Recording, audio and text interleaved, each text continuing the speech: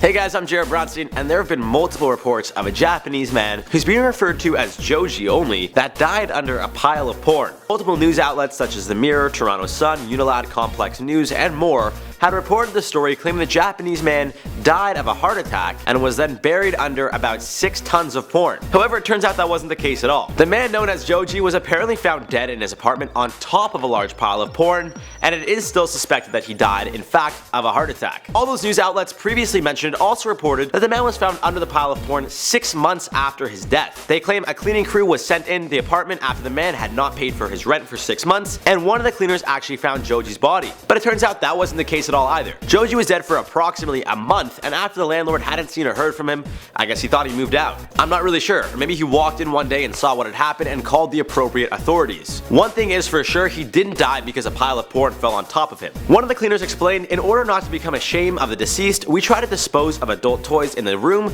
so that the bereaved families will not be aware of it. It is however being reported that when he was found there were some magazines on his body, but it's not believed that he was buried by them in any way. Unfortunately, people in Japan die alone all the time without people knowing, and this is referred to as Kotakushi. That was the case for Joji, and it's believed the magazines were the reason why it took so long to find his body in the first place. Normally when people die, their bodily fluids drip down on the room below, prompting people to find out where the liquid is coming from. However, in this particular case, the magazines seemed to absorb all of Joji's bodily fluids, so no one knew that he had died until someone literally walked into his apartment and saw his body laying there. Unfortunately, with the world we live in today, everyone wants to be the first to report something, so they do so without checking facts. And no hate towards any of the outlets that were previously mentioned, it happens, but it just goes to show that people are very quick to report things in hopes of it going viral. As always, be sure to drop us a comment down below with your thoughts on the story. I'll see you guys soon.